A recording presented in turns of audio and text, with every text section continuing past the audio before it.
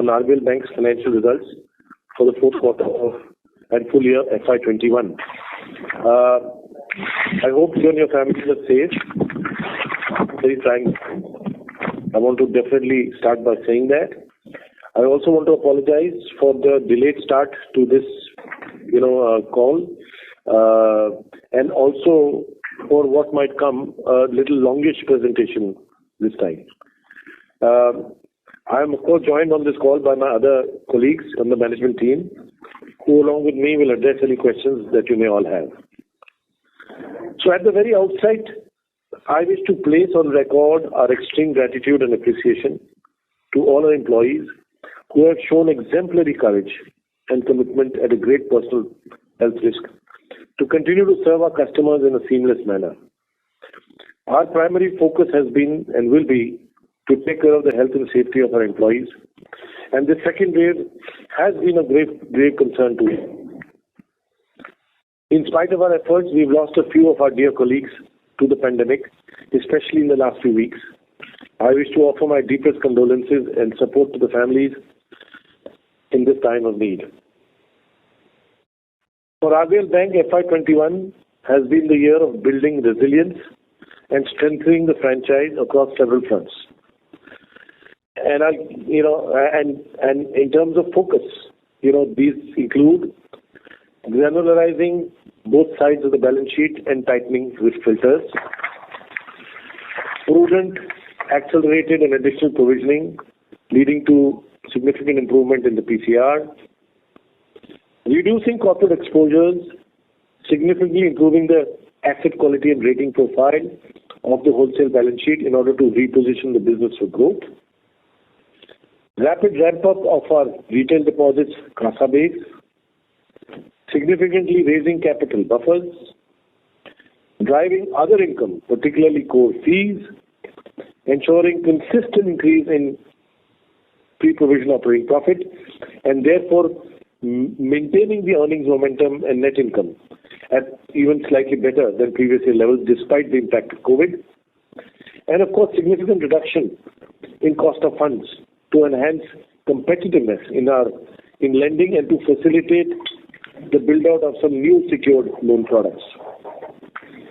Several risk mitigation measures in each of the bank's portfolios to business segments have been undertaken in FY21, and our business plan going forward entails further tightening of risk, portfolio diversity, and ensuring healthy collections as important parameters of the bank strategy.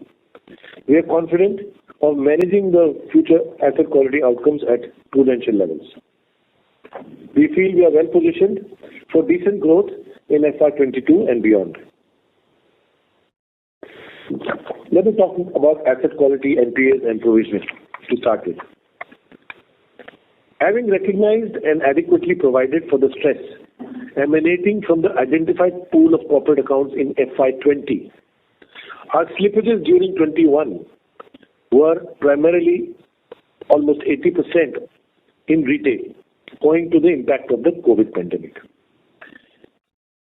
This has translated into a gross and net NPA position as of March 21 of 4.34% and 2.12% net, as against our pro forma numbers of 4.57% and 2.52% as of December 2020. So in other words, the fourth quarter we have seen improvement in asset quality.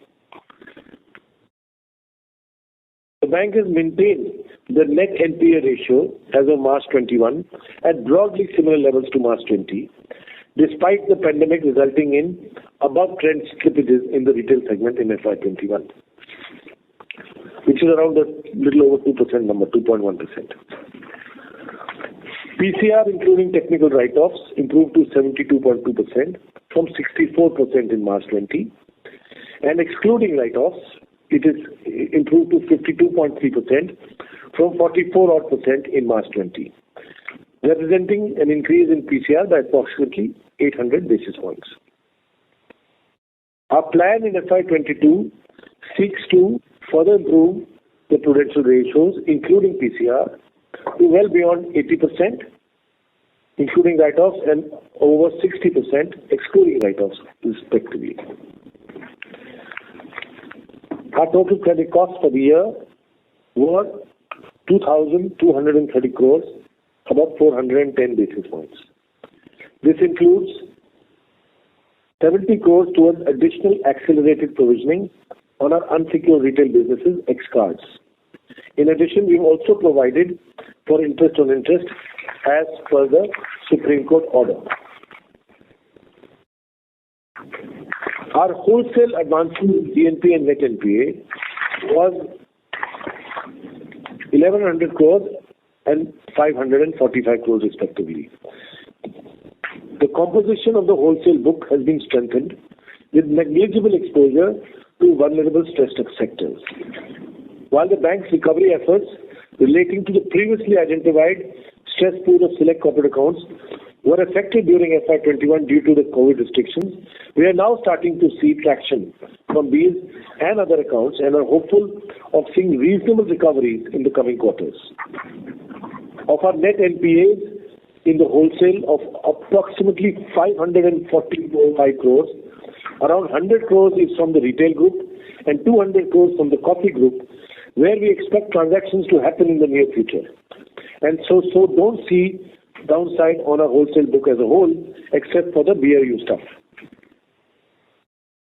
The target operating model in wholesale, which we had implemented in July 19, has worked well for us. We have improved granularity in our exposures, while at the same time, we have also materially improved the rating profile of the book. Our A- and above book is now 77.6%, up from 72.8% a year ago and 67% in March 19. We have rationalized our exposures in the BBB and below rated exposures also. Incremental lending over the last 18 months or so has been largely to A and better and is reflected therefore in the overall rating mix. Hence, we can comfortably say that the wholesale segment is now right-sized, de-risked and adequately provisioned. I would now like to elaborate on our three large segments in the retail space. During FY21, the bank interest build-up in the retail segments, including the unsecured segments of credit cards and microbanking, and also in the MSME. In each of these segments, the bank has followed a conservative policy of accelerated provisioning for all the unsecured retail loans. For instance, in cards, the bank provides for 100% provisioning and fully writes off at 180 days. In microbanking, we have decided to take, normally we do it over 4 quarters as per our provisioning policy, but in Q4 FY21, we have taken an additional 25% provisioning to make it 50% provisioning on slippages. This is in addition to the fact that approximately 45% of our microbanking book is covered by FLDG, which provides further risk mitigation. In the remaining retail unsecured book, also, we have taken 50% provisioning on slippages in Q4 as against the usual 25%. As can be seen in our largest retail business segments, cards and microbanking, we do follow a conservative provisioning policy. Further, while both the businesses did suffer from higher than normal slippages due to the pandemic, akin to what we would call a major stress scenario, the businesses were still profitable at the segment level despite the accelerated provisioning policy. And this is a very important point to consider from a business model perspective and the related perception of risk. And also that therefore we have sufficient earnings power to manage and grow a high-risk retail portfolio such as cards and MFI. Further, credit cost in our credit card business, we have been within our expectations and we believe that these credit costs will normalize to pre-pandemic levels from the second half of FY22. On business loans, we follow IRAC norms on provisioning. Our LTVs, as we have reported earlier, are approximately 65% on the affected portfolio, and there is enough value in the collateral to ensure minimal expected loss in this portfolio. Given the accelerated provisioning done on the unsecured loan, plus the additional prudential provisioning taken, together with the recoveries expected in the secured MSME loan segments, the bank expects to see a further increase in the PCR in the coming year. As I've indicated, it could be an additional, 8 to 10% for the year. On restructuring and ECLGS, our total restructuring was 927 crores, little under 1.6% of advancement, well within our expectation. Of this, the wholesale was 347 crores and retail was 580 crores. We have taken requisite provisioning on the same. On ECLGS, we have very prudently extended the scheme to our customers, aggregating to a value of 1,212 crores to help them tide over the short-term stress. Of this, 680 crores was in wholesale and 530 crores was in retail. Let's talk about the operating performance. First, about fee income. Fee income grew 8% year-on-year to 2,058 crores. Similarly, our core fee income, despite the shutdown in the country during the first half of the fiscal, was higher year-on-year. This was despite the impact of core fee income reversals of approximately 144 crores in FY21.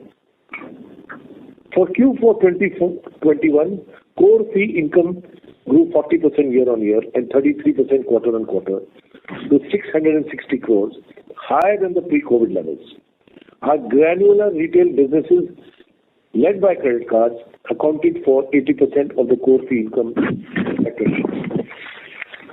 This percentage was 77% in Q4 FY21. Credit card fees grew 25% year-on-year and general banking income grew 30% year-on-year in Q4 21.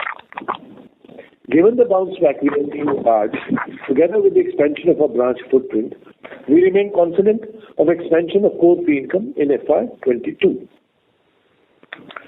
Coming to net interest margins for Q4 21, it was 4.17%, flat sequentially, and 4.48% average for the full year FY21. NIMs for the full year were impacted because of the interest reversals to the tune of approximately 50 basis points, as well as the excess liquidity the bank has been carrying on its balance sheet. We expect NIMs in FY22 to normalize to the 4.75% plus levels. We have seen sustained improvement in PPOP, the pre-provision operating profit, throughout the year, from 690 crores in Q1 to 720 crores in Q2 to 807 crores in Q3 and to 877 crores in Q4. For this fourth quarter, the PPOP was up 17% year-on-year and 9% sequentially. In terms of our deposit franchise, our key objective has been to keep increasing the contribution of retail deposits, improve our CASA, maintain healthy levels of liquidity, and increase the tenor of our liabilities, and at the same time reduce cost of funds. I am happy to report that there has been substantial progress on all fronts. Total deposits grew 26% year-on-year and 9% sequentially to 73,121 crores. The proportion of retail deposits as per the LCR definition in the bank deposits has grown 32.9% as at March 20,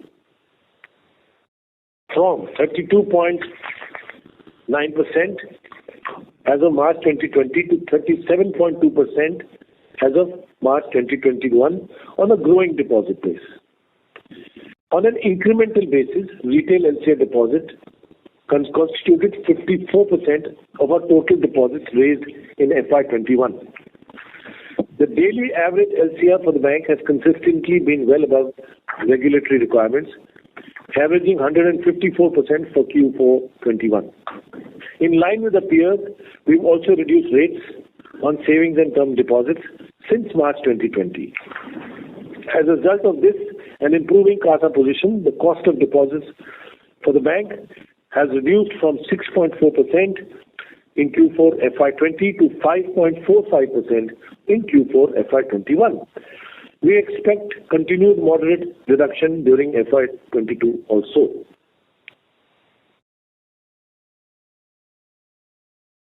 CASA deposits growth was strong at 36% year-on-year and 11% sequentially.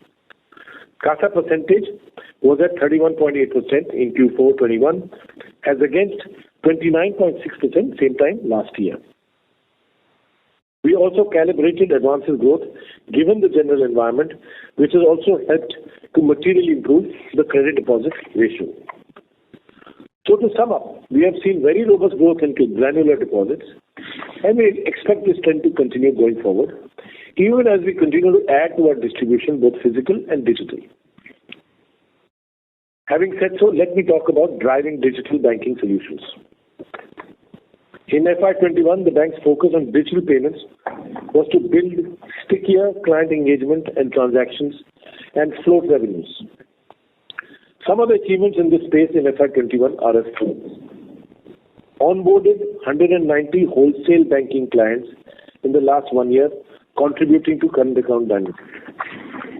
The bank's AEPS service is ranked 5th in terms of transactions processed in the country. We process around 30 lakh transactions per month. The bank has achieved over 25% market share of disbursements in the MFI payments segment. The bank has launched Rupee Drawing Arrangements RDA recently, which is averaging 15,000 transactions per day. During the year FY21, API hits increased from 30,000 API transactions to 5 lakh API transactions per day. The bank also recently launched e-mandate services as a sponsor bank and currently processes around 10 lakh mandates per month. In our branch banking business, we have been building digital acquisition processes for the past 3.5 years, with 40 to 45% of our monthly sourcing of savings account is now. Balances of digital accounts have grown 4x over the last 4 quarters, backed by strong hybrid onboarding and engagement strategy of voice plus digital. Over 40% active customers have more than 3 products enabled by digital journeys. So we believe this has been a phenomenal, performance for the bank. In terms of some other performance metrics, as far as advances are concerned, it grew 4% sequentially and 1% year-on-year. Retail advances grew 13% year-on-year and 4% sequentially, whereas wholesale advances grew 3% sequentially. Of course, wholesale was down for the year. Retail wholesale advances mix stood at approximately 59-41. Overall, year-on-year total revenue growth was 5%, NII was flat, and other income was up 38%. PAT for the quarter was 75 crores, down because of the accelerated additional provisioning that we said we have taken, and also on the Supreme Court mandated reversals. For the full year, PAT was 508 crores, just about the same level as last year. Our capital adequacy ratio as at March 31st, 21 was at 17.5% with a CET1 of 16.6%. Excuse me. To sum up, the pandemic has been worse than what we had expected at this time last year. But our balance sheet fortification through de-risking both sides of the balance sheet as well as adding to capital buffers makes us well placed to take the franchise forward. While we are closely watching for the impact of the second wave and are prepared to handle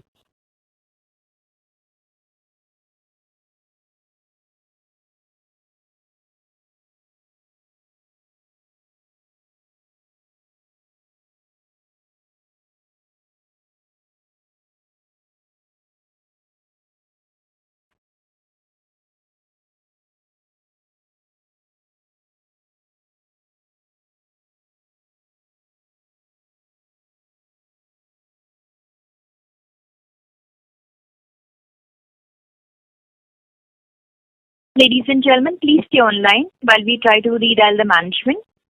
Requesting all participants to please stay connected. Thank you.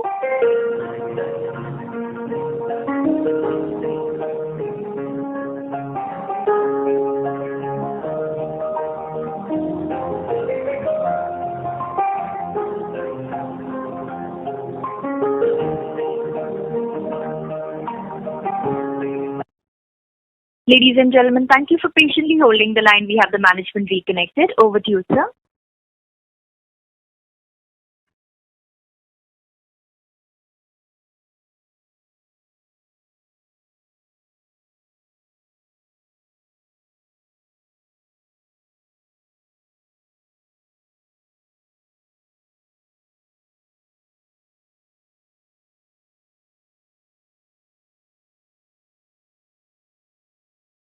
You may please go ahead.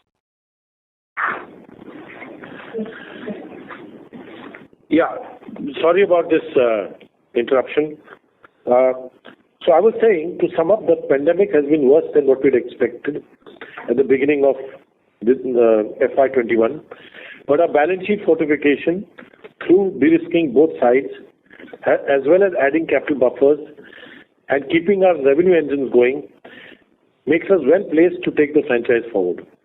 While we are closely watching the impact of the second wave and are prepared to handle any short-term disruptions, our business engines are in good shape and have been further tightened to be in a far better position to tackle the impact of a second wave and any potential partial lockdowns. I do want to take this opportunity to talk about scaling up of our domain expertise to gain market share and a little bit about our new sort of business products. While remaining watchful, conservative and agile, the focus going forward would also be to scale up in segments where we have domain expertise and critical mass, which is of course cards and MFI. And to also invest in new secured growth engines, i.e. housing finance, tractor, two-wheeler, gold. And continue to sustain granularity across businesses and maintain the deposit traction. So essentially, that is the so-called, if I may say, the growth direction and focus for the institution going forward. We are gradually accelerating our retail businesses with a stronger focus on secured retail businesses, while at the same time maintaining our market share in credit cards and microfinance, where we have built industry-leading franchises. In affordable housing, for instance, we have 66 branches currently, and in the current fiscal year, the plan is to add another 75 branches.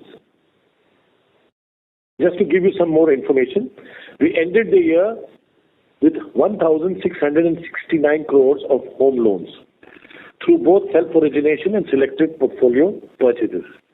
This will continue. In the semi-urban markets, where we run our micro SME businesses, the incremental focus will be on the secured loans of ticket sizes in the 10 to 25 lakh range. We have moved away in this segment from unsecured loans. In rural markets, we are taking initial steps to build a tractor finance book. This will see greater traction in the coming years. In our micro-banking business, we are introducing secured products such as loan against gold, home improvement, and two-wheeler loans as cross-sell products to our large customer base. We will continue to invest in credit cards franchise through better cross-sell and customer value proposition and are prepared to take advantage of the current market opportunities. Cards is now seeing decent growth traction as the situation on the ground has improved. The business has been profitable in FY21, and as the economy normalizes, the bounce back in these businesses tends to happen faster, therefore providing good growth and ROA impetus. Cross-sell will be a key focus, both from branches originating more asset products as well as mainstreaming asset customers across MSMEs and credit cards through further cross-sell. In micro-banking, outside of the 3-4 impacted states, the businesses on the ground are doing well with overall collection efficiencies at 95% and 97%. New originations with tight filters is now approximately half our book, and collection efficiencies are at pre-COVID levels, i.e. exceeding 99%. In our wholesale business, we will selectively look at opportunities in segments like multinationals, customers, NBFCs, including HFCs and IFIs, which have seen decent growth and where asset quality has held stable with no material delays or defaults. We will also look to grow the commercial banking franchise with a focus on multiple bank products. In terms of other opportunities in wholesale, while overall corporate demand has been muted as companies increasingly deleverage, we have been looking at making inroads through digital solutions, foreign exchange, trade and cash management, and deposits, etc. In fact, our trade and FX momentum in Q4 21 and even in April is now at pre-COVID levels. Tactically, given the surpluses we are running, we have also been deploying this for short-term opportunities with the highly rated corporate names. As credit growth happens, some of this low pricing is expected to normalize. In digital banking, we hope to continue to maintain the lead in digital banking innovations for both enterprise and retail customers, driven by innovative product offerings with fintechs for retail and business customers. And lastly, we continue to significantly increase digitization in operations and technology for a robust backbone infrastructure. Now to talk very briefly on our distribution, we ended the quarter with 429 bank branches, up from 386 in the previous quarter. 1,365 BC branches, up from 1,245 in the previous quarter, and 412 ATMs, up from 389 in the previous quarter. The focus on expanding the distribution franchise will continue as one of the key channels to add relevant customer base to the bank's growing franchise. At this stage, before I come back and talk to you some more, I will hand over to Harjeet to take you through some details on the retail businesses, which I'm sure you're eager to know about. Thank you, sir, and good evening, ladies and gentlemen. The year FY21 has been an unprecedented year on many fronts. The ever-evolving situation around the pandemic and lockdowns, scale of disruption in the economy, and the challenges in navigating business operations through this situation. As we entered into the lockdown towards the end of March 20, we started our scenario planning exercise in terms of what to expect and thereby our business forecast. But I would be the first to admit that we didn't expect a lot of things that unfolded in the subsequent 6 to 9 months. The prolonged lockdown and subsequently the unlock phase and the associated restrictions for over 9 months. Extent of disruptions to the small business segment. The 2 moratoriums, restructuring, and the Supreme Court standstill. The quick bounce back in terms of pent-up demand. And now, unfortunately, the raging second wave and restart of partial and intermittent lockdowns. However, despite all of this, we still managed more or less to deliver on our forecast and guidance in terms of GNPA and credit costs. This was largely due to the agility in the business processes to adapt to evolving situations and thereby implement portfolio actions, customer communication, and collection strategies. Also, during this period, conscious effort was made to ensure that business and portfolios became stronger and resilient. Some of the changes made were structural in nature and will help in navigating such challenges in the future. Some of these are enumerated below. Significant migration of business processes to digital, thereby reducing or eliminating the need to physically meet the customer. This is across new customer origination, customer engagement and service, collections, and also internal team management.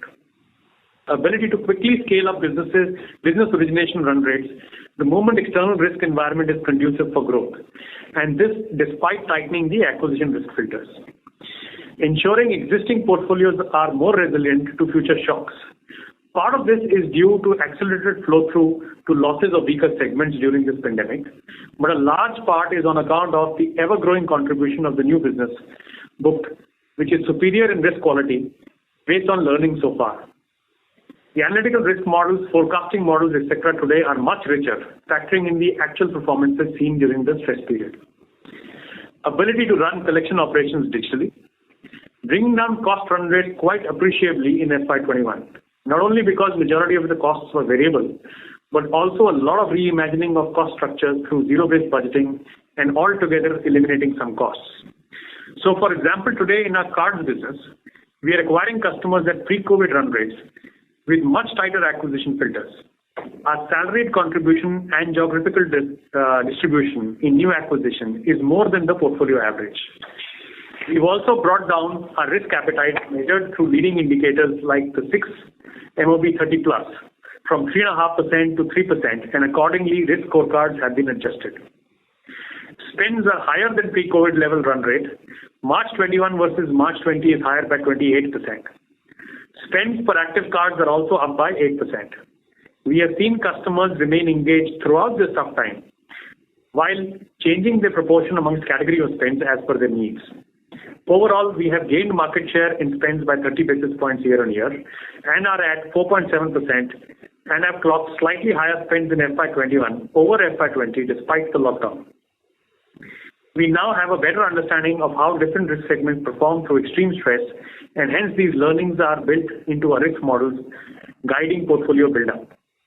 Our limit assignment and management strategy is far more prudent than the industry and is seen in our lower dollar loss rates for the same number loss rates. That is, our loss rates by value versus loss rates by number of customers is around 16% lower than the industry.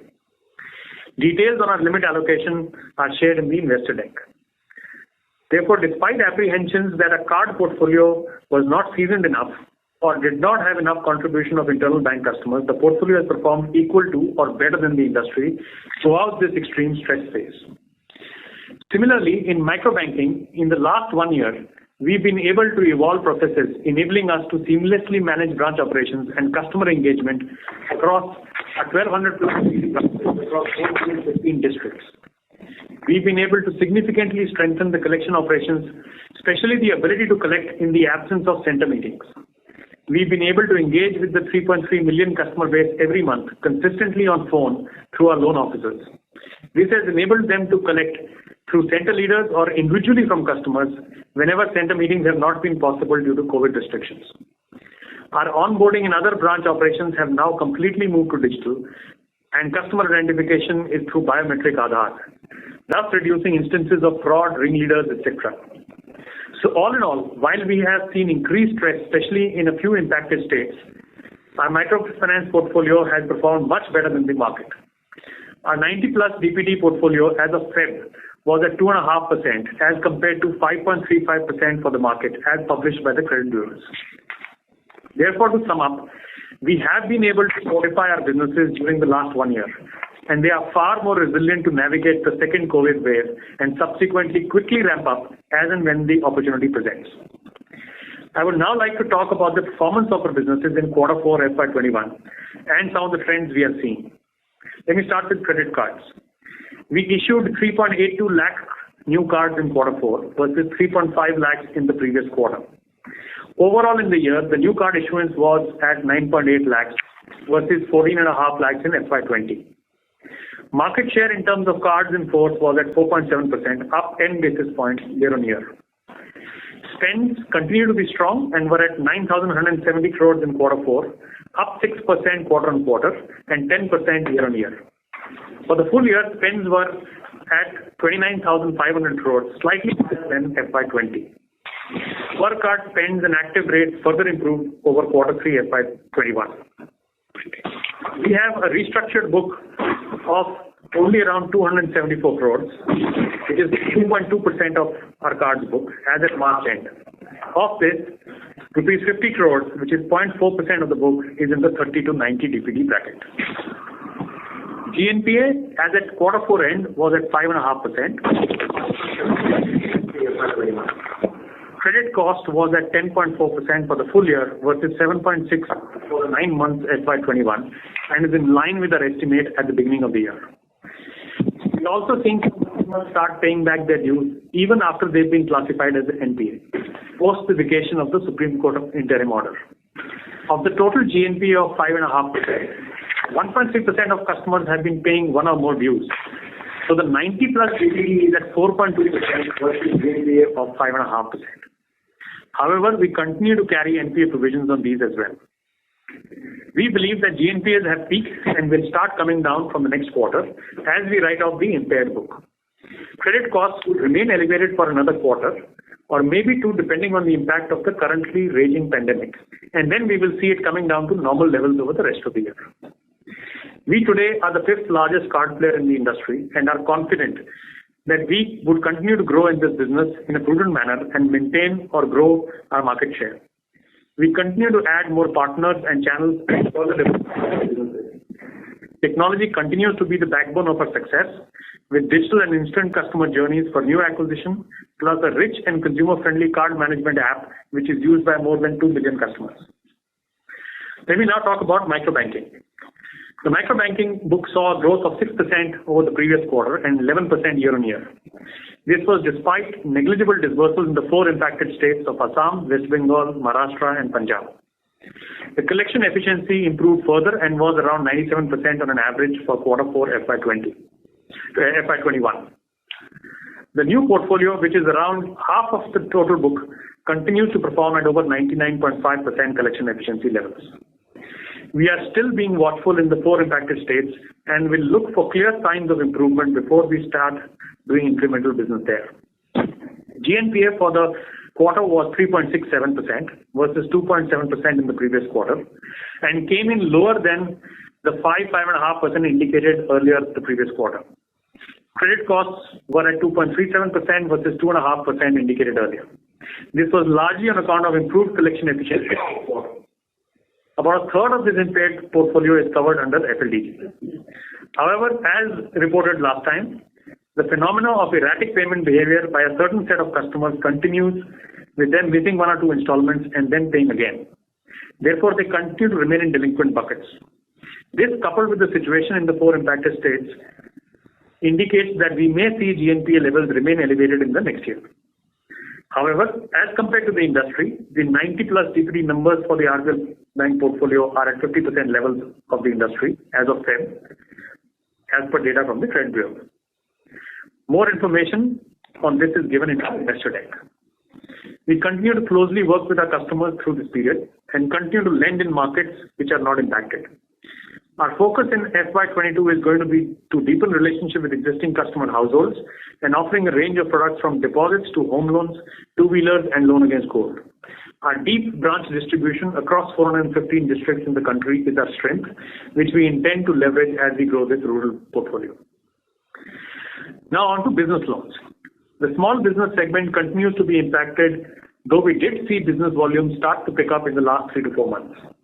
While manufacturing and trading segments were relatively quick to bounce back, the service sector recovery is slow. The advances book declined by 1% quarter-on-quarter, but grew 3% year-on-year. The collection efficiencies, however, came back to pre-COVID levels in this quarter. With the lifting of the Supreme Court stay on standstill status, we expect recoveries to improve. We also have seen the repayment stickiness, which we measure as percentage of delinquent customers who continue to remain regular after resuming to pay their dues, improve to a high of 98%, which is better than what we used to see pre-COVID. The collection efficiency on the current book is now 99.3%, which is equal to pre-COVID. The collection efficiency on the book, including the delinquent book, we are still cautious in this segment, and new disbursements are quite measured and controlled with much tighter filters. The restructured book here is 280 crores, which is about 2% of the book. And as of now, around 10 crores, which is only 7 basis points of the book, is between 30 to 89 days. Now, let me just share something on the housing segment. The advances in the housing loans were at 1,669 crores in Q4 FY21. We now have 66 branches that are operational, and we look to add another 75 in FY22. The average ticket size is around 16 lakhs. We define our target segment as between 10 lakhs to 75 lakh loan size. Approximately 79% of the portfolio is salaried. We will continue to accelerate growth in this business as we see it as a resilient secured book, and this is being built in a manner to be able to withstand economic shocks, as we have seen happen for this industry during this pandemic. Before I end, I would like to give our view on the emerging situation of the second wave of infections and the sporadic lockdowns that have been announced in the country. As of now, we believe it is difficult to give a guidance around the impact and severity of the disruption. We are adopting a wait-and-watch strategy, but at the same time, we have significantly tightened our acquisition filters further. In cards, we have cut out an incremental 20% sourcing. In microbanking, we continue to remain focused on collections and are not dispersing in the impacted states. In business loans, we have stopped all unsecured loans and are now doing very selective secured business. We have seen this year that growth can be quickly ramped up when the market becomes conducive. The collection capacities which we had built up for the higher delinquent volumes last year are still being maintained. We are quite confident of tackling any worsening situation as this time the playbook is quite well defined. However, we hope that this time the lockdowns or dent in economy will not be as severe because of the rapid push towards vaccination. I would now like to hand over back to Mr. Vishwavir Ahuja for his concluding remarks. Thank you, Ajit. Even as one looks at the near-term challenges of managing COVID, it is very important to reflect on the learnings of the last several years, and more specifically, the changes accentuated by COVID. The financial services industry was changing anyways, but COVID has accentuated the changes both in terms of speed and scale. It is no secret that many banks that have been born in the last 10-12 years have predicated their opportunity on the large untapped market from a quality of supply perspective. The belief was that it is all right if you just build it well. We have held that belief also in large part, even as we built this franchise starting 2010 and sort of built it well, and including built new businesses in microbanking way back in 2011 and that of the cards in 2015, leveraging technology and partnerships. However, the changes in the competitive environment, enabling regulations, and that of a more empowered customer has changed this belief forever, we believe, at least in our view. Collectively, these changes are making a significant impact on the durability of the banking modes and the economics of our businesses. It is not an exaggeration to state that while from the outside the business of banking might appear the same as before, but the capabilities, choices and tactics that will give banks a leading edge will need to be different and specific to each institution. What is needed, therefore, is to look at the opportunity through different lenses, combine and recombine our resources more intelligently and with speed. It would imply that we have to strengthen some existing foundations, build newer capabilities, and de-emphasize some old approaches. Some of the foundational capabilities that we will seek to strengthen are A. Agility. The pandemic has heightened the need to rapidly realign our operations, technology, interactions with customers, etc., to meet the changed requirements and with speed.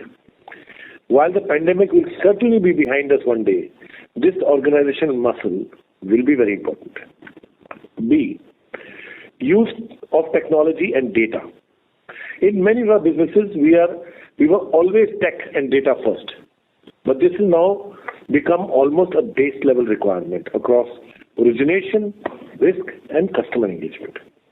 C. Creating certain right to win franchises. The bank was early in microfinance and in cards, leveraging tech and partnerships, as we said before, and has been able to create scale even in a tough year.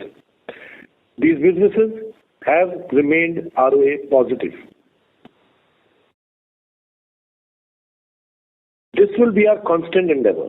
We are now leveraging our distribution in Bharat, acquired via microbanking, to enhance our product offerings such as affordable housing, tractor, secured MSME loans, and loans against gold. D. Changing the internal dynamics around client segments and how we create cross-leverage. This is perhaps our most ambitious project. We have nearly 4 million customer relationships in metro urban India, through our branch banking and card franchises, of which 60% interact with us via digital channels. And we add between 1.5 to 2 million new customers every year. We have been running an internal project, Abacus, to see how, in a modern way, we can build customer pull for broadening our relationships. Across 1 lakh customers, this has been very promising, and we now intend to give it more momentum in terms of tech, design, and branding. We will keep you updated on this over the next few quarters. E. Leveraging partnerships to generate new businesses and scale. We do have a deep DNA for partnerships with startups, fintechs, and even established players.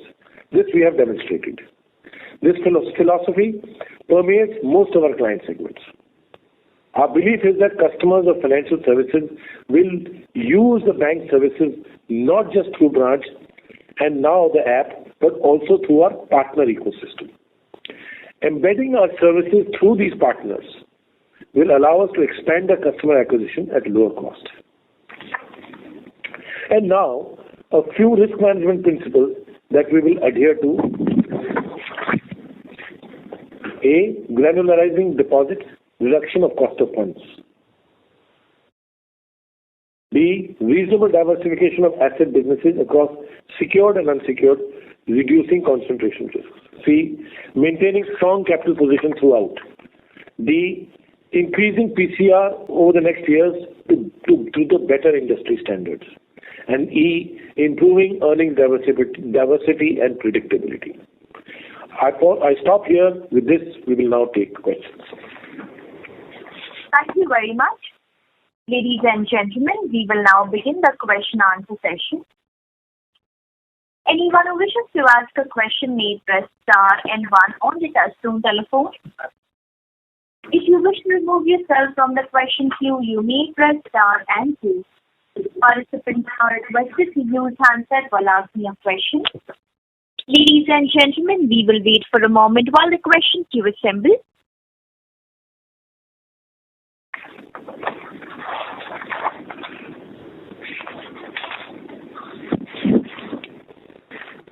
The first question is from the line of Kunal Shah from ICICI Securities. Please go ahead.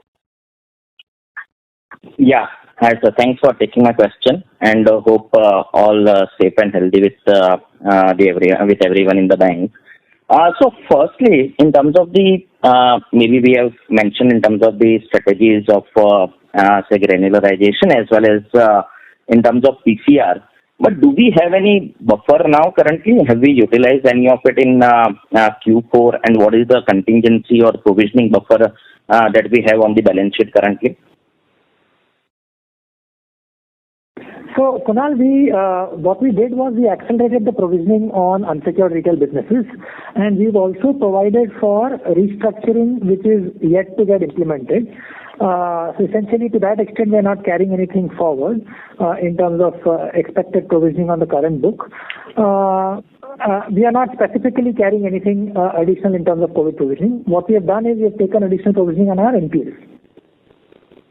Sure. So broadly, if I want to understand in terms of almost 3,100 crores of GNPL, sorry for this data question, but overall in terms of additions to GNPL of 3,100 crores, how would it be across the product segments? And if I have to look at it in terms of the credit cost of 2,400, if you can just give the broader breakup, credit card, MFI, corporate and other retail. So broadly on credit costs, Kunal, I think this data is given in the investor deck. Very detailed data is there. Yeah, I guess. On slide 21 and 22. Full breakdowns are there, exactly to your question. No, so they are largely in terms of the GNPL and the net NPL, I think. And in the following slide, breakdowns by category. Yeah, that is of GNPL. Yes. Yeah, are you looking at slippages? Yeah, I'm actually looking because there would be write-offs across the segments. Sure. So broadly, about a little more than the third is cards. About 1,300 crore is cards. about 400 crores is 390 crores is MFI. Approximately 750 to 800 crores is retail, and wholesale is about 600 crores. That would be the broad breakup. Okay, perfect, great. And this recoveries which were there during the quarter, in fact, quite significant recoveries as well as upgrades. No doubt it would be maybe accumulation of past 3 quarters as well in terms of the efforts. But which segments are actually leading to this? So again, upgrades are, we had some upgrades in wholesale and retail predominantly, and some in cards. Recovery also, predominantly it's retail, secured and unsecured retail, where the recovery is highest, and to some extent MFI. Okay. Okay, good. And last, in terms of maybe the way you articulated the strategy, but finally, when we look at it in terms of the overall book, how do we expect it, given the opportunities which could be there? How do we look at the growth? And finally, in terms of maybe any cap wherein we would have in terms of the credit card that not getting it beyond 20-25% of the portfolio, or say unsecured not going beyond a particular level of the balance sheet. Yes, indeed. Go ahead. No, so I think, Kunal, first of all, it's a little bit of a dynamic environment because we are again into some level of uncertainty. So essentially, we will look at where we think the risk reward is, stacking up given the environment. So there is no hard and fast rules. But having said that, I think on a 2-year basis, we will definitely want to reduce unsecured exposures in retail by predominantly sticking to unsecured between cards and MFI, de-emphasizing unsecured outside these two portfolios, and adding to secured engines like Mr. Ahuja mentioned in speech, wherein most new products in retail that we are, either scaling up or introducing is on the secured side, and also more importantly, adjacent to our current strategies, where we are able to either leverage the customer base or the distribution network or both. Okay. Sure. Thanks a lot. Yeah. If I may add one sentence. Yeah. That the proportion of unsecured will continue to go down, from so-called this moment onwards. Okay? And like you said, in a 2-year time frame, we do hope that it will go down by maybe 7 to 10% of the total book from where it is right now. Okay? So that's a broad directional endeavor of the bank in terms of how we want to build the future. Yeah? And I know it was a bit much, but something that I was trying to sort of say in terms of the forward journey of the bank, The entire shift is something that we need to, bring about in terms of the new way of banking. And we see the landscape definitely changing. And we certainly want to use, our agility, our tech and digital strengths, and also the way we look at fintech and other partnerships, like we said, to make sure that the future journey is more about how you serve the customer, rather than in very traditional terms of building balance sheets, etc., etc. So, that's the outlook. So all of this that you are asking will be very, if I may say, automatic if we are able to successfully implement our new vision. We actually hope this second wave surge has come. Otherwise, we would have put out a whole vision document. That is what we were hoping to do. But somehow in the last month or so, everybody's mind space and energies and time has got a bit, distracted, on the health front. But that is something we will do in quick time and put this so-called new design and new thing out there for everybody. But to more simply answer your question, I think Jaideep has given you a very good answer. I just want to overlay the sentence like directionally, that is the way we want to move forward. Okay? But we don't want to give up where our strengths are. We also don't want to give up our ability to sort of scale up and maintain leadership where in the so-called businesses where we already have a premier position and which are also giving us very decent ROAs. Sure. Thanks. That was helpful. Yeah. Thank you and all the best. Thank you. The next question is from the line of Jai Mundra from BNP Securities. Please go ahead. Yeah, I said thanks for the opportunity. So I wanted to check first thing in the recovery upgrade. Is there any lumpy corporate account which got downgraded and upgraded upon restructuring? And hence, is that understanding right? Because No, Jay, we've not had any COVID-related restructuring upgrade. We've had an old NPA which got upgraded because of change in management control. sure, sir. And if you have the quantum handy, sir, in my question. Yeah, nothing lumpy, but yeah, nothing lumpy. Sure. And the second, sir, is on MFI. Now, if you can, now you had said in your opening comment that in the 4 states you have been kind of a virtually stopped disbursement. So if you can share the PAR book for entire MFI as of now, and maybe the growth outlook that you have in the entire MFI space. Yeah, so the PAR book 30 plus in the MFI is about 7%. And from a growth perspective, yeah. And from a growth perspective, if you look at it, we are basically, as of now, as I said, cautious. We are not still disbursing in the 4 states. In the others, we are, but with the pandemic, which has suddenly started raising up again, I think the focus is shifted back to collections. But existing customer disbursals continue to happen. In any case, this quarter is usually a weak quarter for MFI. Right. Okay. And the last question is, sir, now as we conclude FY21, I think the entire impact of first wave is there in the numbers. If I were to just look around, I mean, if I were to just calculate the slippages for the entire retail book, would be around 7% something, and you add 1.5% of restructuring, which is 8-9% kind of a stress flow through for the first wave.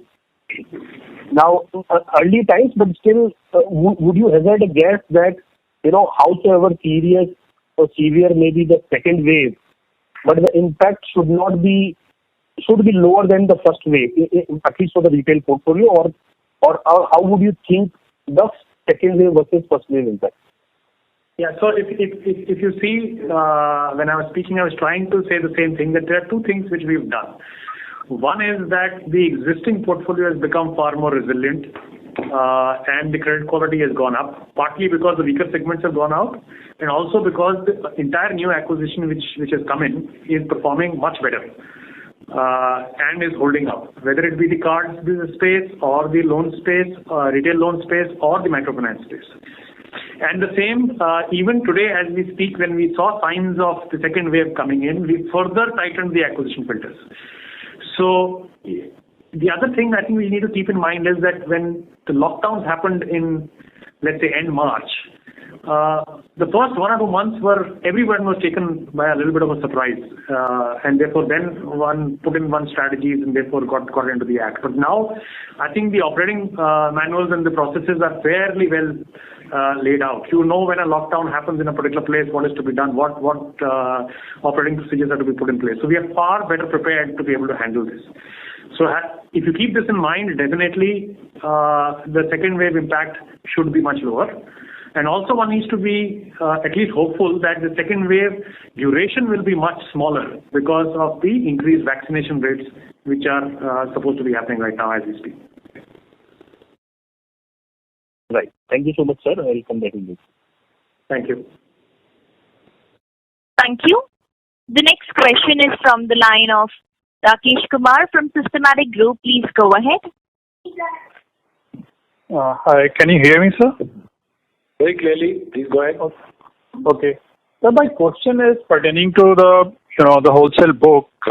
So if I see there is a yield of sharp change in the yield what we have gone through around 7.6%, And considering the funding cost and considering that we have 1.85% gross NPA and 93 bips net NPA number, so close to 100 bips now. Number of credit costs is there as well. So, like, how much is the ROA that we generate on this wholesale book? And which is, I think, dragging, overall performance for the bank. So if you can, clarify on this. So Rajesh, so we are in a transitioning mode on wholesale. So naturally, when you shrink the business, the idea is to kind of first de-risk the business. Once at the current income generating levels with our cost of funds coming down, we are quite confident that once the normalization of provisioning happens, which should pretty much happen unless there is something very extraordinary happening next year, we should start getting into making reasonable ROA. It's not going to be anywhere close to what one would make in retail, given the profile of customers that we will want to deal with. But it's not only to look at a standalone business of ROA for the wholesale book. One, it gives you size and scale. Second, it gives you a presence. Third, it gives you an opportunity to cross-sell SME, commercial banking, retail, salary accounts, etc. So you can't look at that business in isolation purely from an ROA standpoint. Having said that, I think we will want to do low risk, medium return kind of business in that with granular structure. I think we will, not want to obviously go back to a bulky structure which hurt us in fiscal 20. Okay. And sir, like in the credit card business, what is the delinquency rate that we have in, Bajaj and non-Bajaj originated book? If you can tell us. Yeah, typically the difference is between 25 to 30 basis points on an average. 25 to 30 basis points. And that book is better by about 25 to 30 basis points. So not much difference. Not much. Okay. Thank you, sir. Thanks a lot, sir. Yeah. Thank you. The next question is from the line of Manoj Shukla from Citigroup. Please go ahead. Yeah, good evening and thank you for the opportunity. On microfinance, did I hear you right that you restructured about 280 crores? No. Microfinance, 280 crores which spoke out on the business loan side. Microfinance 30 crores. Okay, my bad. Yeah, my bad then. The other question is, what is the average duration of the MFI book pre-COVID and post-COVID? About 18 months. Not much of a change pre and post. Not much of a change. See, typically we do either 18-month loans or we do 24-month loans. Okay, all right. And in terms of the collection model, is the frequency of collection changing or how are you thinking about it? Predominantly our collection model is on a monthly collection model and that continues. There is a small portfolio which is on a fortnightly basis but largely monthly. Okay. And to an earlier question, Mr. Ahuja answered that unsecured might decline as much as 8 to 10% over the next couple of years. Just thinking, how do you think of it in terms of a blended ROA for the bank? Because the yield differential between secured and unsecured would at least be 500 basis points, if not more. So what does it do to your ROA aspirations? No, so Manish, we are also talking about products which are not like the prime mortgage products. We're talking about affordable, we're talking about gold, and these are, broadly, I would imagine, in the range of, let's say, 9.5 to 12% range kind of a book. And I think what will happen is that the amount of wholesale banking pure asset growth will be lower because as Mr. Ahuja said, that will grow in, let's say, high single digits. So that, and we have some very low yielding. So first of all, we are carrying exceedingly high liquidity today, and that has been the case for the last 12-18 months. That should unwind itself. We also have, in addition to excess liquidity, we also have wholesale book which is deployed for liquidity purposes in terms of advances. So as we right size some of these businesses, I don't think the ROA impact will be dramatic. We will continue to, obviously from where we are, we need to go a long way up. Okay. The last question, a couple of times normalized credit cost was mentioned. Given the book mix which you think you will get to, what do you think that number would be and how long before you get there? Manish, I think it's a totally evolving situation. So I guess, we should kind of talk. They'll keep coming down. Yeah, directionally, obviously. Where we are is at the peak level, according to me. Yeah. No, so is FY22 a normalized credit cost year or unlikely is the question? Let me rephrase myself. No. Because there is a first quarter impact, that is linked to what has happened. Yeah. Fair point. Okay. We all know that. Whatever books we are carrying right now, yeah. Now even say in the card provision, we have taken 70%, 30% provisioning we have to take the next quarter. So that credit cost still has to be taken. Similarly on the other business, only on the corporate side, I think we are at the more or less BAU level. Again, between some slippage and some recoveries, that may even out. So it may not be material at all. But on the retail side, there is still, like Harjeet also clarified very clearly, that the first half we still have to watch. The second half certainly will reflect much lower credit costs. Understood. Thank you. Those are my questions. First half will be very difficult to say at this stage, It will be lower, but how much lower you cannot say. Got it. Thank you. Thank you. The next question is from the line of Saurabh from JP Morgan. Please go ahead. Sir, two questions. One is, what will be the loss in the card portfolio for fiscal 21? And the second is on the savings deposit rate. Your savings rate and your term deposit rates are very close to each other. So, when do you think you can start rationalizing this rate? The credit cost in the card book is about 10.35% for this year. Okay. And Harjeet, in Q4 as well, this would have been a similar number, or? And talking about the full year, so it was obviously the first 2 quarters of the year did not have anything. It's largely come in the Q3 and Q4. Okay, and as you normalize by H2, you would expect to come back to that 4.5-5% ROA here. 5.5% by H2. This is a 5% credit loss, I'm guessing, right? Yeah, 5.5%. That's what I said. The credit cost is what the normal run rates are. Okay, thanks. And on the deposit rate? So on the deposit rates, we obviously continue to rationalize the rates. We have materially reduced the rates at the bulk end of the bucket. So we have an inverted curve there. We want to continue to encourage granular retail deposits so that we get customers into the bank. And then, of course, cross-sell both assets and other fee products. So I guess that strategy will continue. But at the same time, clearly, both directionally will keep coming down over the next 2 to 3 quarters at least. So just one follow-up on slide 39 on the market share. So your spend market share is 5%, your advances market share is 11%. Why is that on the card book business? So if you look at our advances, we've always followed a strategy of doing both, spend-linked loans and some of out-of-limit loans, etc., on our card base.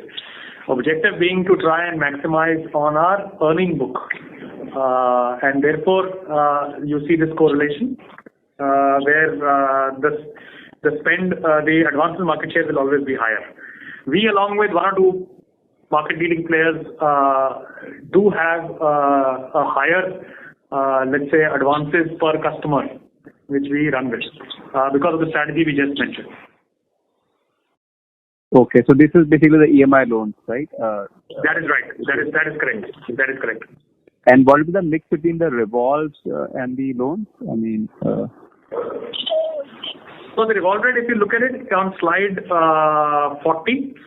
Okay. Yeah, you will see the book difference. Got it. Okay, yeah. Thanks. Thank you. Thank you. The next question is from the line of Adarsh Parastodia from CLSA. Please go ahead. Yeah, hi. I had a question on the comment that you made on the unsecured book, right? I believe it's cards and MFI. They were core portfolios, and the share has accreted over the last 4-5 years. So just wanted to understand, when you say the share drops to 33% in FY21, over a time period it will drop by 5 to 10 percentage points. Is that correct? This 33% share of So please understand that we do run some other unsecured businesses as well. Okay. Partly in the MSME side, we did run some on the business loan side. We had a very small personal loan book as well. So those are the businesses which are not going to grow at all. In fact, a lot of them have been stopped. And therefore, on the other side, the secured businesses will start growing much faster.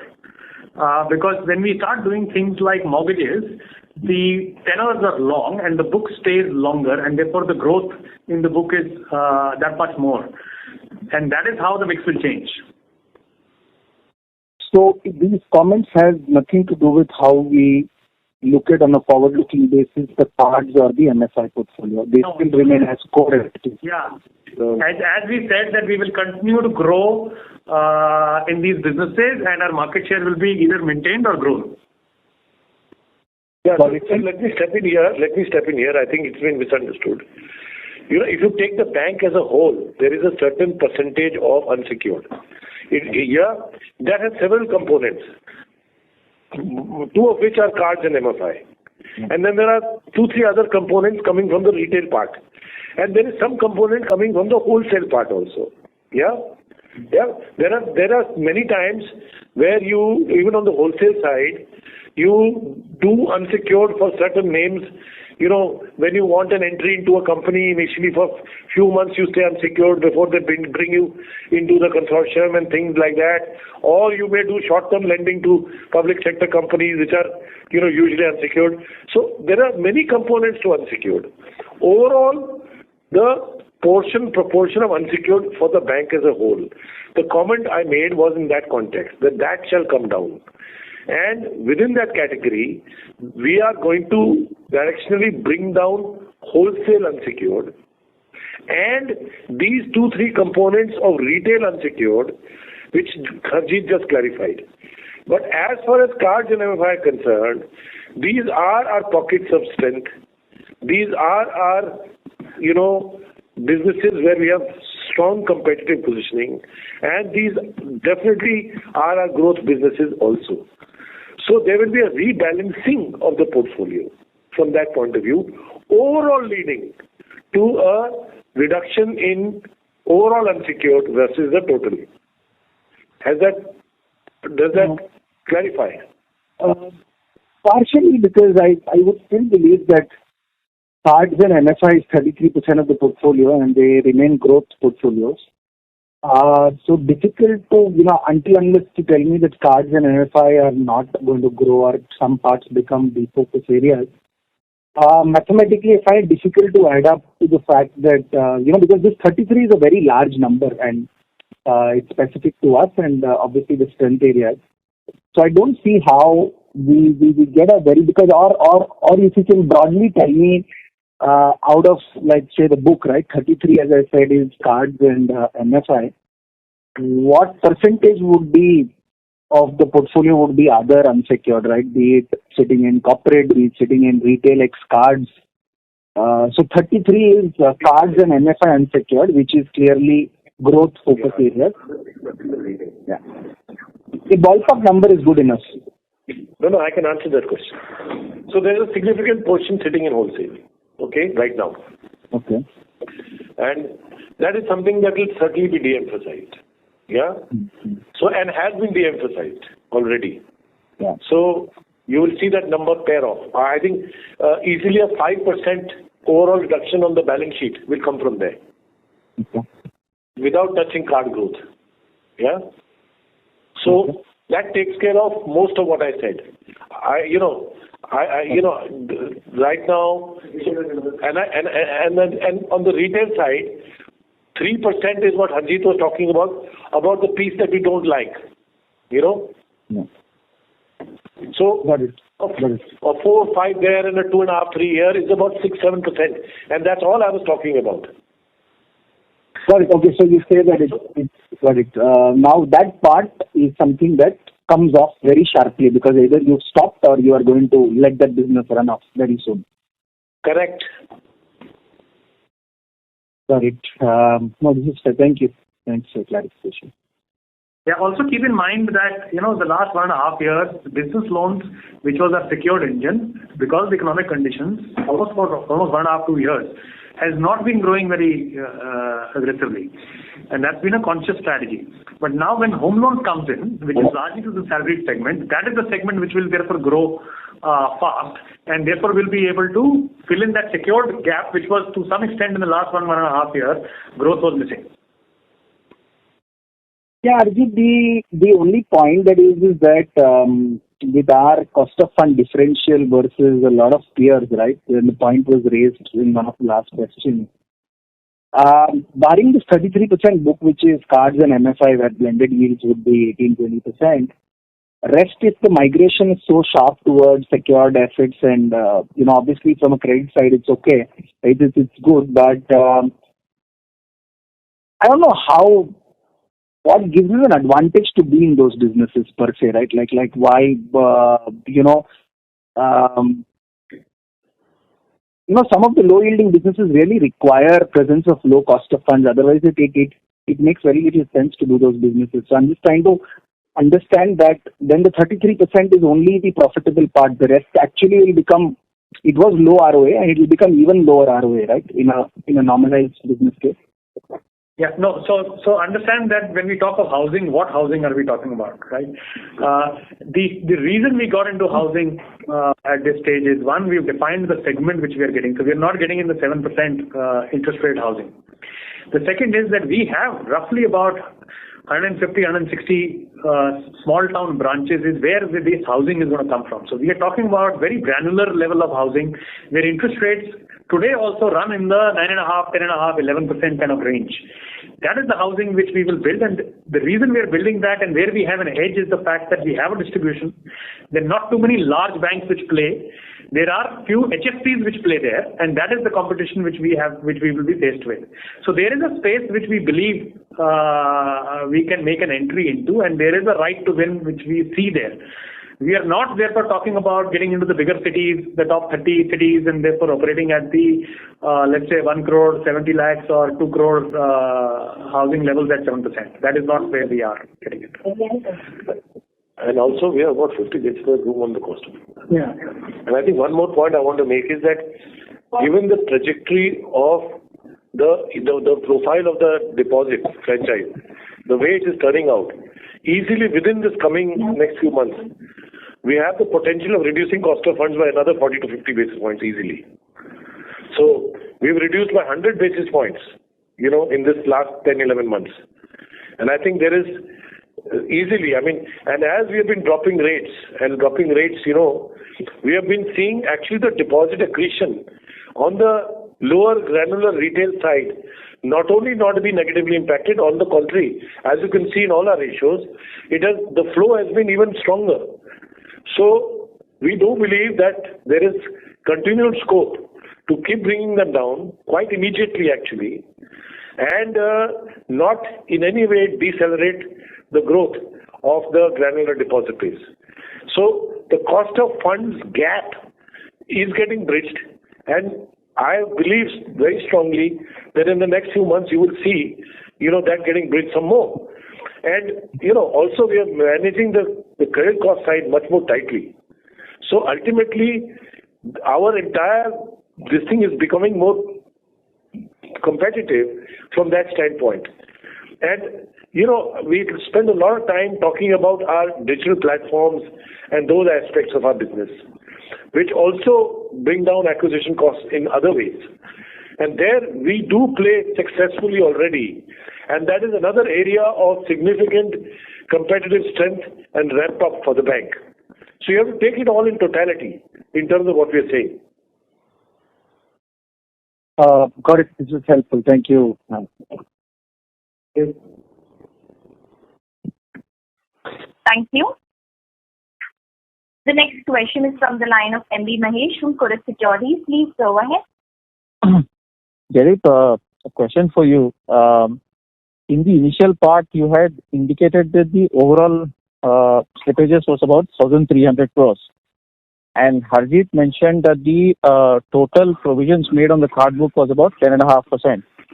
That itself translates to about 1,200 crores. If I look at your slide on the net NPAs on the card book, it shows that there is another 250 crores of provisions which needs to be made. How do you reconcile these numbers? Sorry, Ramesh, you have to repeat that. Okay, I'll just give you. See, Jaideep had indicated that the total slippages on the card book for the year was 1,300 crores. And Harjeet mentioned that the card book provisions made was about 10.5%. 10.5% translates to about 1,200 crores. No, it's 11. And It's about 1,100 crores. Yeah, go ahead, but yeah. That's the difference, right? 1,100, is it? Yeah. Okay, because if I look at the slide on the gross and net NPAs, there is 250 crores of pending provisions in that book. Is this reconciliation correct? Yeah, that's the net NPA position, correct. On card. Okay, perfect. That's number one. Second one, in Exhibit 44, can you just explain what does this chart mean on the top? The 6 months 30 plus comparison with the industry. I assume that you're talking about in March 20, the loans, the cards originated on that period. 6 months later, your NPAs in that book was 6%, is it? Yes, it's not NPA. 30 plus. Origination in that period measured for 30 plus 6 months later, both for industry and for us. So in September 2020, the origination which you made in March 2020, it showed a book of 6%. Sorry, which one are you saying? The same slide. I'm just trying to. Yes. Yes, because you had a moratorium in which there was no aging happening. And also what happened was that there were cards towards the later end of where the application had come in, which we sourced towards the later end of March and a little bit in April, which was a spillover. They immediately went into a lockdown situation, and therefore you saw a little bit of a spike. And that is why the 2 months preceding that, if you see, you almost see 6 MOB 30 plus. So you need to be able to even it out. Okay. And just one clarification on this. One would have thought that the incremental card origination would almost have a much lower delinquencies than what has been reported even in the previous years. Like, It has. You have to understand that when you do a 6 MOB 30 plus, okay, for a card which originated and straight away got into a lockdown situation, even if a few cards go up, that percentage looks very high. That is the reason why this is happening. Otherwise, if you look at it, it would have never come down. Most of the card sourcing have started happening later. And then you see this curve balancing back again. Okay, sorry. Okay, this is useful. And this slide 42, you are still comparing it with March 2020 numbers, is it? When you're looking at the 90 plus indexed delinquency rate? So delinquency? No, when you're seeing this, the shaded portion, with what should I see this number now? No. So delinquent, this is basically saying is that each shade on an app, if you compare that shaded, that segment's delinquency at any given point of time to the average delinquency, then how does it perform? So for example, salaried, if my average, let's say is 100, then salaried would be 94 basis points and self-employed would be 114 basis points. That's how to read it. So when you say source is CIBIL of March 2020, why would you do that? No, that is a typo. That is not applicable here. Okay, yeah, okay, sure. And one last question. Purely internal data. Perfect. Yeah, I just wanted to just check that. Sorry, one last question. What was the write-off that you've experienced in the unsecured wholesale book? The unsecured wholesale book, not much. Nothing material this quarter. 20-30 crores maybe. Okay. And can we assume that the profitability that you have now shown in the wholesale book can be extrapolated as a trend?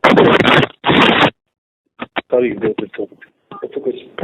No, we couldn't hear you. If I look at the segmental data on profitability across segments, corporate book has turned profitable this quarter. Just wanted to check, should we now assume that we have reached a point where this should be the base run rate in which we are running?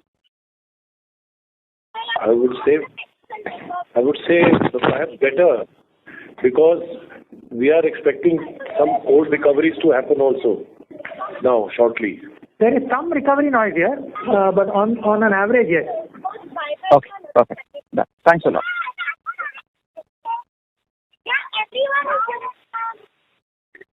किसी का background में I'm done. Thank you. Thanks, Thank you. Thank you. The next question is from the line of Hiten Jain from Invesco Mutual Fund. Please go ahead. Yeah, hi. Now I have one question. So there has been a good growth on core fee income, both year-on-year and sequential. If I just look at the drivers, it looks like it has come from trade and others. So that used to be around 30-40 crores at a quarterly run rate, but this quarter it is at around 140 crores. So what has exactly happened here? No. There is a 60-70 crore recovery from a written-off account in wholesale. In addition to all the recovery and the upgrades that we discussed earlier in the call, when we recover from written-off accounts, it shows up as revenue. So there is a 60-70 crore element there. Okay, even if I was to exclude that, then still the number is kind of doubled from a normal quarterly run rate. So is it? I don't know what it is. Fee income, what drove this growth?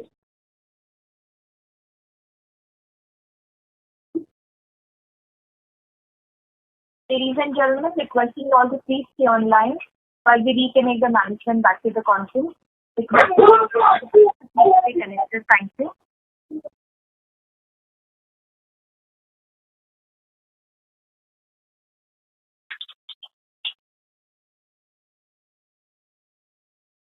Requesting all the participants to please stay online while we reconnect the management back to the conference.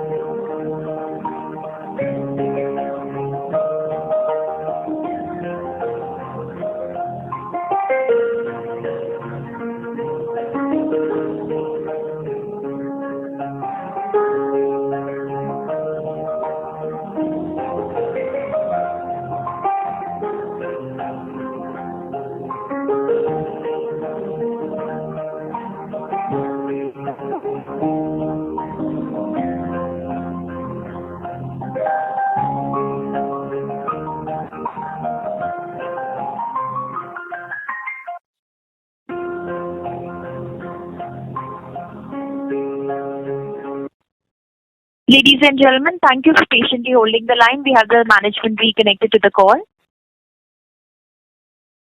Hello. Sir, we have the question from the line of Mr. Hiten Jain from Invesco Mutual Fund. Yeah. So that question was that this 40 crore has become 140 odd crores in trade and others. I think even if I was to exclude the 70 crores of one-off, which could be a recovery from return of account, still that number is double. So is there anything more to it in terms of one-off? No, then we've had a little bit above trend granular recoveries from all other retail, because obviously you are having a slightly higher base of return of accounts given what's happened in the last 6 months. Okay, so it's largely recoveries from return of account. Okay. FX business is trending above trend. Trade is on similar lines. I mean, the usual bump up of Q4, nothing out of the ordinary. Understood. All right. Thank you for that. Thanks. That's it from my side. Thank you. The next question is from the line of Shizwan from Point72. Please go ahead. Hi, thanks for the opportunity. Just a quick question on the collection efficiency. I think for MFI and cards, we have done pretty well March quarter, I think 97, 100% level. Do you mind give us some color on how is it doing in the month of April? Yeah, so in the month of April, the lockdowns typically started only from the middle of the month. So for the last 15 days, we've seen a drop by about 3-odd%, 2 to 3%. So not material, but one has to see how this situation plays out in the coming months. Got it. Thanks. So 2 to 3 percentage point drop. That's similar for MFI and cards as well, right? That is correct. Got it. And just now, I think you were commenting that credit cost, we actually already saw the peak this quarter, and going forward, the first half also still elevated, but could be lower, right? Just wondering whether you can provide more color on what is it driven by. Is it because this quarter we have the accelerated provision to top up the coverage on unsecured, and going forward that will not happen, or is going to be driven by slippage coming down faster from the current level? Thanks. Yeah, so the way it happens is that there was, post the moratorium, there was a certain bulging of the delinquency buckets which was there. And with every subsequent quarter, either they get resolved or they flow into NPA, and then in cards, for example, they get written off. So the last portion of that is something which will flow in the next quarter, but majority of it is already done. And post which the regular run rates come in, and therefore the slippage also comes down, and hence your credit cost starts coming down. Okay, got it. So slippage likely to come down from current level as well in first half, right? That is correct. All right. Thank you so much. Thank you. Thank you. Ladies and gentlemen, that was the last question for today. We now conclude the Q&A session. Sorry, can you give us a minute? We need a minute. Yes, sir, you may please go ahead. Yeah, so to the participants, I just also wanted to clarify on the provision coverage ratio. As slippages come down over the next year and we start continuing to provide on our current book basis policy, we automatically should expect PCR to materially improve over the next 9 to 12 months in the range of 7 to 10%. So just wanted to clarify that in case there was some misunderstanding on that question.